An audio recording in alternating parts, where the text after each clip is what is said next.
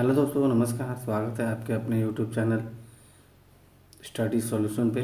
दोस्तों, आज हम लोग सिविल कोर्ट एग्ज़ाम का एमसीक्यू कट मारते हैं। ठीक है,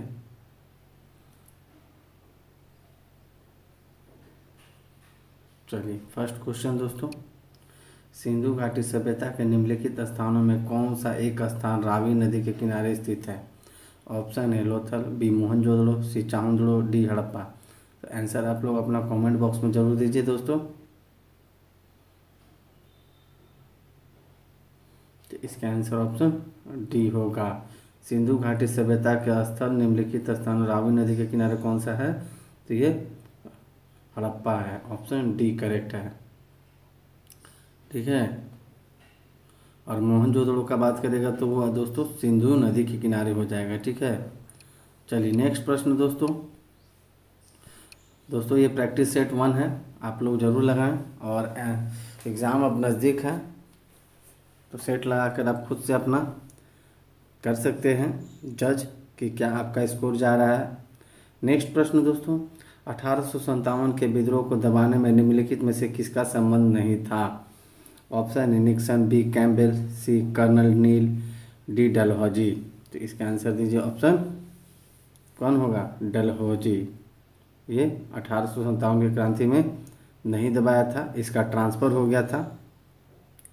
ठीक है, नेक्स्ट प्रश्न, टीपू सुल्तान को ब्रिटिश सेना ने खाली स्थान आंग्ल मैसूर युद्ध में पराजित किया था। ऑप्शन ए प्रथम, बी दूसरे सी तीसरे, डी पांचवा। तो इसका आंसर आप लोग बताइए। तो इसका आंसर ऑप्शन सी होगा। टीपू सुल्तान को ब्रिटिश सेना ने तीसरे युद्ध में हरा दिया था और इसके साथ अपमानजनक संधि भी की थी। इसके बेटे को भी अंग्रेजों ने अपने पास गिरवी के रूप में रख लिया था। नेक्स्ट प्रश्न दोस्तों, भारत में शुद्ध सोने के सिक्के सबसे पहले किसने चलाए थे? ऑप्शन ए गुप्त, बी कुषाण, सी मौर्य, डी सातवाहन। तो इसका आंसर आप लोग दीजिए दोस्तों। तो इसका आंसर क्या होगा? ऑप्शन बी होगा।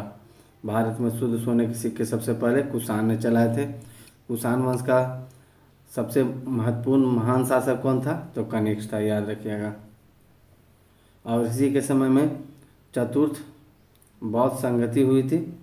ठीक है, चलिए नेक्स्ट प्रश्न, निम्नलिखित में से किसने सबसे पहले पाकिस्तान या पाकिस्तान शब्द का सृजन किया था? Option A Mohammad Ali Jinnah, B Chaudhry Rahmat Ali, C Urdu कवि मोहम्मद इकबाल, डी सिकंदर हयात खान। तो इसका आंसर दीजिए आप लोग दोस्तों। तो इसका आंसर ऑप्शन बी होगा। चौधरी रहमत अली ने सबसे पहले पाकिस्तान शब्द का सृजन किया था। ठीक है, पाकिस्तान यानी पाक भूमि, जो अभी नहीं है, आप लोग भी जानते हैं। नेक्स्ट प्रश्न भाई लोग फटाफट देखते हैं हम लोग।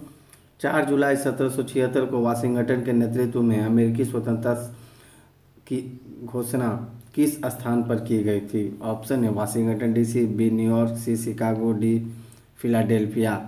तो इसका आंसर आप लोग बताइए क्या होगा?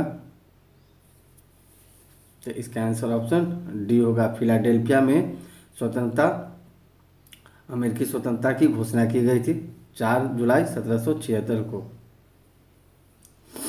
चलिए नेक्स्ट प्रश्न, शिवाजी पर पेशवाओं के विजय के बाद मराठा साम्राज्य की राजधानी खाली स्थान बन गई है। ऑप्शन है नागपुर, बी उज्जैन, सी बड़ोदरा, डी पूना। तो इसका आंसर ऑप्शन डी होगा, पूना होगा। पेशवाओं की राजधानी जानते थे, पूना था। नेक्स्ट प्रश्न, निम्नलिखित शासकों में से किस शासक द्वारा कुतुब मीनार की मरम्मत नहीं कराई गई है? ऑप्शन है अलाउद्दीन खिलजी, बी मोहम्मद तुगलक, सी फिरोज शाह तुगलक, डी सिकंदर लोदी। तो इसका आंसर आप लोग दीजिए। ऑप्शन डी सही होगा दोस्तों। फिरोज शाह तुगलक ने कुतुब मीनार का निर्माण नहीं किया है। चलिए नेक्स्ट प्रश्न,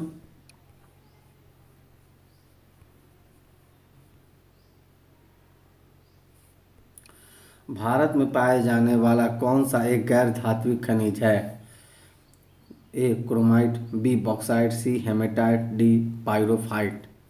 तो इसका आंसर आप लोग कमेंट बॉक्स में जरूर दीजिए दोस्तों।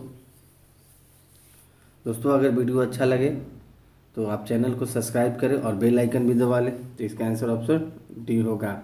पायरोफाइट ये भारत में पाए जाने वाला गैर धात्विक, मतलब ये धातु नहीं है। ठीक है, ऑप्शन डी सही है। चलिए नेक्स्ट प्रश्न, फ्लाई ऐश है dash. Option A CO2, B कार्बनिक कणीय पदार्थ, सी एस के लघु कण, D nitrogen oxide, nitro oxide. बताइए इसका आंसर ऑप्शन क्या होगा। तो इसका आंसर ऑप्शन सी होगा, ए फ्लाई एस एस के लघु कण है। ठीक है, ऑप्शन सी है दोस्तों। देखिए फ्लाई एस जो है ना ज्वलनशील पदार्थ है, और ये इसको जलाते हैं ना तब यह निर्मित एकदम पतला कण होता है। यह कण अधिक लघु होने के कारण उत्सर्जित गैसों के ऊपर उठ जाते हैं। फ्लाई ऐश में सिलिकॉन डाइऑक्साइड रहेगा। ठीक है, साथ में आपका एल्युमिनियम डाइऑक्साइड हो जाएगा।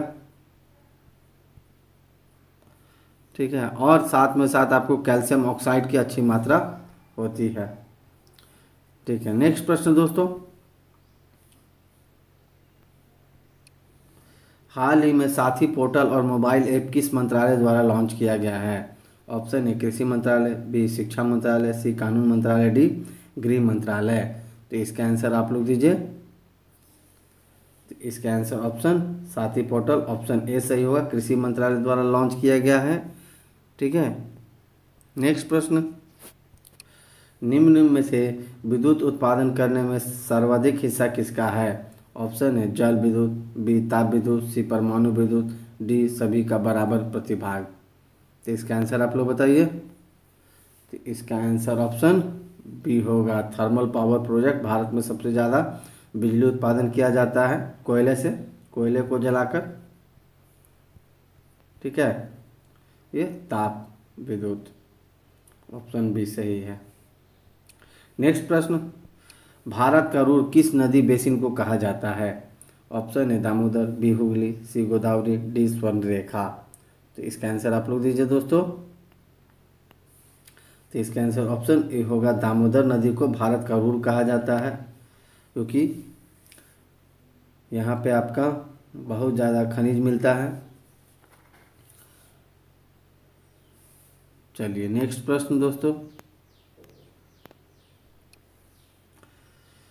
जल गर्तिका का से क्या तात्पर्य है।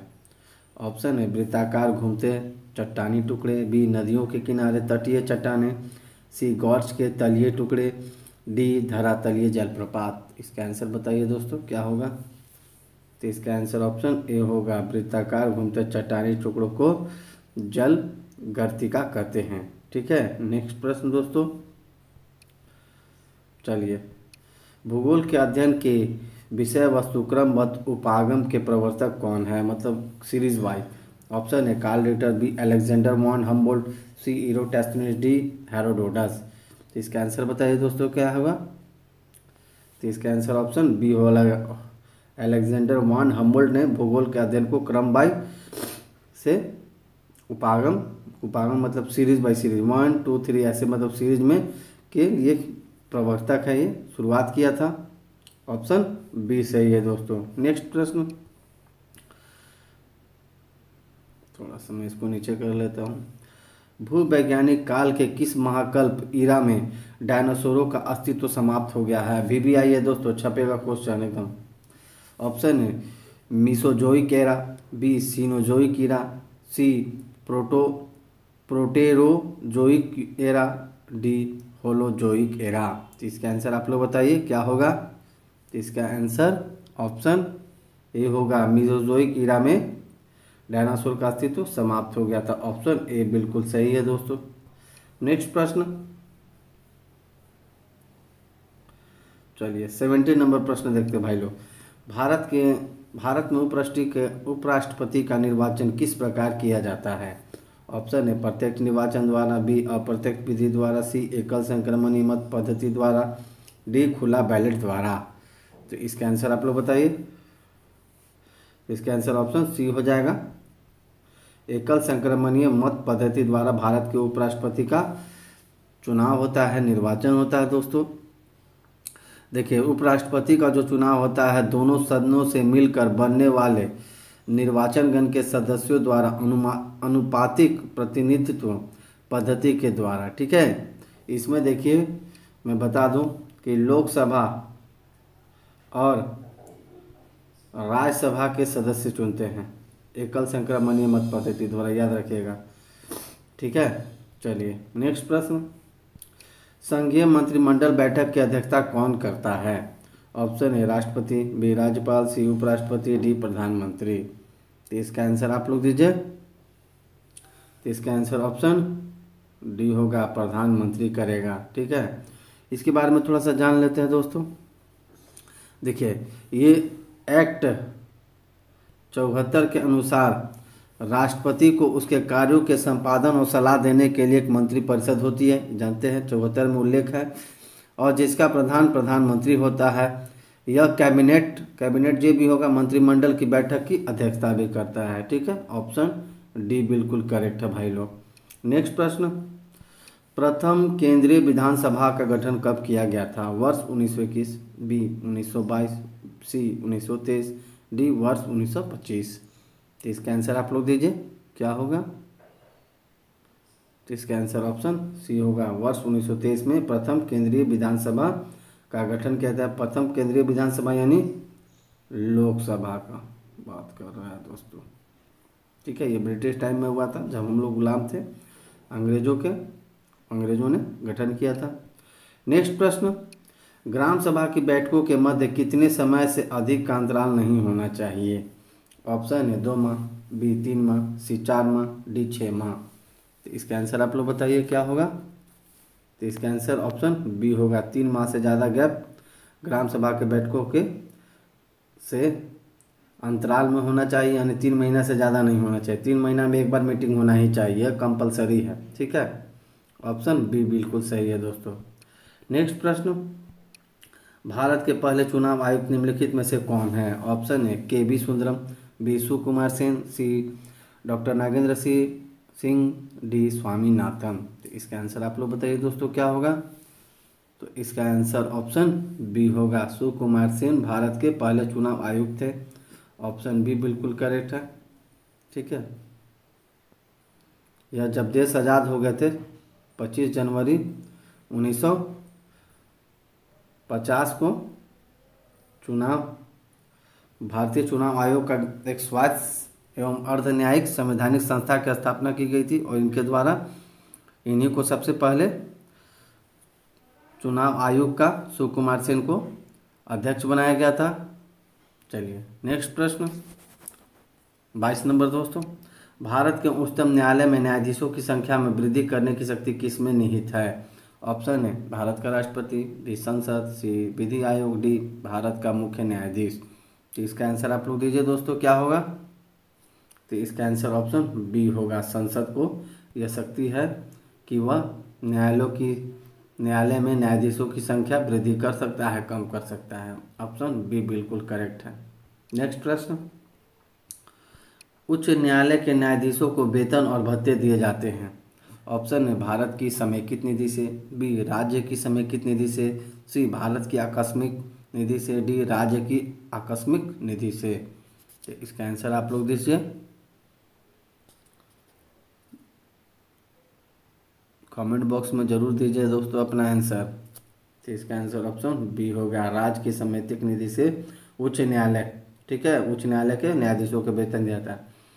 अगर आपको पूछ देगा कि उच्चतम न्यायालय, तो उच्चतम न्यायालय में आपका हो जाएगा भारत की। ठीक है, चलिए तो इसका आंसर राज्य का पूछा है, हो जाएगा उच्च न्यायालय राज्य में होता है, राज्य की समेकित निधि से, यानी ऑप्शन बी सही है।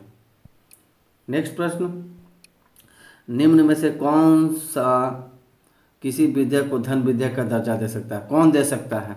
ऑप्शन है राष्ट्रपति, बी वित्त मंत्री, सी प्रधानमंत्री, डी लोकसभा अध्यक्ष। तो इसका आंसर दीजिए आप लोग। इसका आंसर ऑप्शन डी होगा दोस्तों, लोकसभा अध्यक्ष ही किसी विधेयक को दर्जा दे सकते हैं कि यह धन विधेयक है या नहीं, मनी बिल जिसको बोलते हैं। ऑप्शन डी बिल्कुल करेक्ट है। नेक्स्ट प्रश्न भाई लोग, चलिए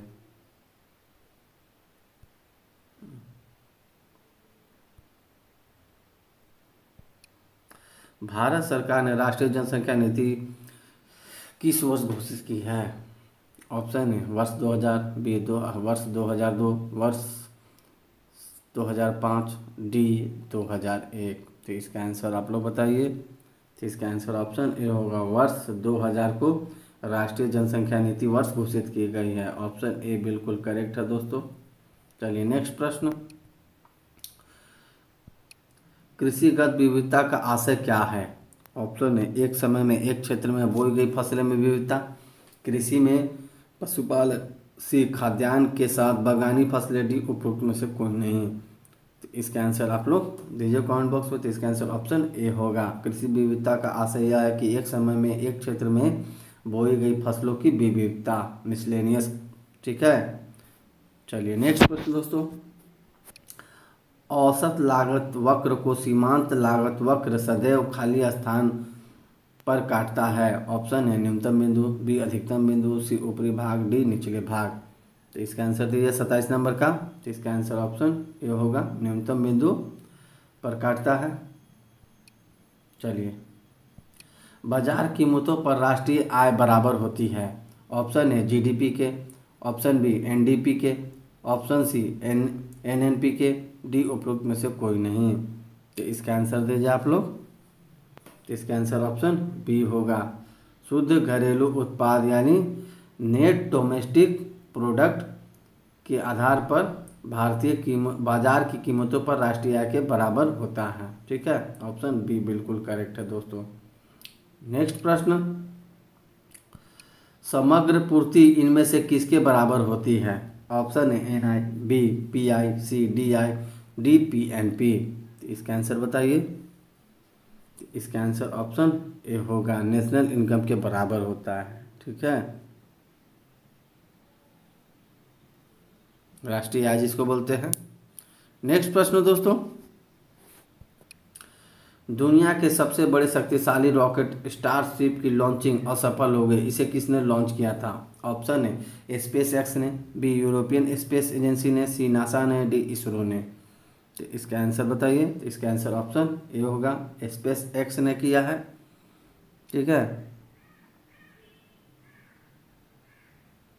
और यह इसको 2002 में किया गया था एलोन मस्क के द्वारा।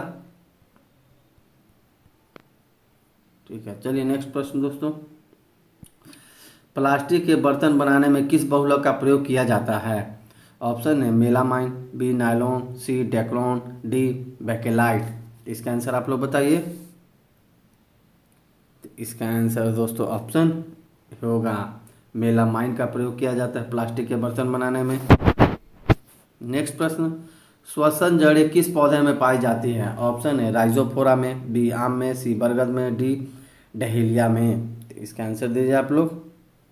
इसका आंसर ऑप्शन ए होगा, राइजोफोरा में श्वसन की जड़ें पाई जाती हैं।